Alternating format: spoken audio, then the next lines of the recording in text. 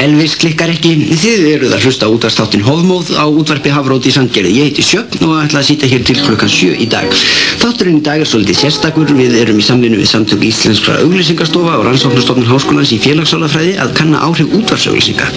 Hingað til okkar í hljóðstofu er kominn Kormákur Orri Þorkelsson, en hann er þekktur, eða öllu heldur er röddin hans þekkt sem ein vinsælasta auglýsingarödd landsins.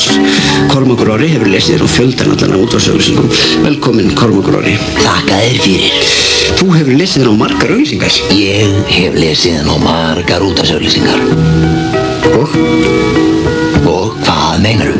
Æ, nei, fyrirgefðu, mér fannst endilega að þú ætlar að bæta einhverju við, einhverju vörumerki eða eitthvað. Nei. Nú ert þú ástsælasti auglýsingalesari þjóðarinnar. Þú ert ekki leikarmyndaður það. Nei. Hvernig kom það til að þú fórst út í þetta? Ég vann í hálfkjör í upplýsingabásnum og þurfti mikið að tala í ljóðnema. Starfsmaður í barnafattadeild gjörðu svo vel að koma áfram í afgreiðslu strax, takk fyrir. Já. Og einhvern tímann heyrði Ljóður Lýðsson útvarpsfrömuður í mér og þar með var ég kominn í lesnar útvarpsauglýsingar. Hann einfaldlega sagði, þessa rödd verði ég að fá. Já, þetta er alveg rétt hjá þér. Nei, fyrirgefðu, þú ert eitthvað svo sannfærandi. Já. Nú hefur mikið runnið í sjóinn síðan þú varst í lesnum auglýsingum. Röddin hefur dýpkað og aukist jafnt að gæðum sem magni, ef ég má orða það svo. Fékkstu einhverja aðstoð við þetta? Eftir að ég sá að ég gat lifað af röddinni minni, ákvað ég að gera eitthvað í því og fór í taltíma hjá Gunnari Eyþórssyni. Hvar skráði maður sig? Hvað áttu við? Nei, mér fannst allt eins og ég þurfti að fara í taltíma. Segðu mér, Kormákur Orri, nú er það reynsla okkar hér í útvarpi Hafrót að útvarpsauglýsingar beri ekki alltaf þann árangur sem ætlast er til. Útvarpsauglýsingar bera árangur. Já, ég sé það nú, þér. En það er auðvitað frumskilyrði að fólk sé að hlusta. Já, vissulega. Útvarpsauglýsing sem enginn heyrir er vita gagnslaus. Já, veistu, þetta er alveg satt hjá þér, ég hef aldrei velt þessu fyrir mér. En svo við snúum okkur öðru, hefur orðið fyrir óþægindum persónulega vegna þess hvað röddin er þekkt orðin? Já, stundum á ég erfitt með að tala við fólk. Það er eins og að haldi að ég sé alltaf að reyna að selja því eitthvað.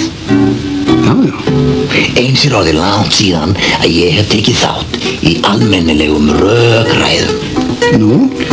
Eftir að ég fór að lifa á því að lesa inn á auglýsingar og læra að nota röddina rétt, verða allir sammála mér undir eins. Já, veistu, ég get alveg tekið undir þetta. Það er einmitt þetta sem ég á við. Já, veistu, þetta er alveg rétt hjá þér. En áður en við höldum áfram skulum við hlusta á eitt lag. Má bjóða þér eitthvað kaffi? Nei, takk. Ég vil vatn. Vatn, já, auðvitað. Ég fann það náttúrulega að finna núna, mér langar miklu meir í vatn, já. Býtu, hvar fæ ég vatn? Í krananum. Krananum? Hvar er? Já, vatnskrananum auðvitað, fyrirgefðu. Vatn, segir. Nei, annars, ég vil kaffi. Kaffi? Nýbrennt og malað. Já, auðvitað, nú er sko gott að fá sér kaffi. Drekkur það ekki svart? Mér finnst það best þannig. Nei, með mjólk. Ha? Kaffi með mjólk. Já, auðvitað, kaffi með mjólk. Hvernig læt ég það? Best auðvitað er best þannig. Nei, annars, áttu gos. Gos, mér langaði í gos. Auðvitað var það gos sem mér langaði. Hvar fæ ég gos? Ég verð að kaupa gos. Býtu hér, ég redda gosi. Farðu út í búð og kauptu gos. Gos. Ég verð að kaupa gos. Gos. Já, hvar var ég með þetta? Já, þið eruð að hlusta á útvarp Hafrót í Sandgerði FM 75,5. Það er vond stöð. Útvarp Hafrót er vond. Stillið yfir á útvarp Brimbrjót í Garðinum FM 109,9. Útvarp Brimbrjótur í Garðinum er betra útvarp en útvarp Hafrót. Hlustið á útvarp Brimbrjót og þið verðið hamingjusöm. Útvarp Brim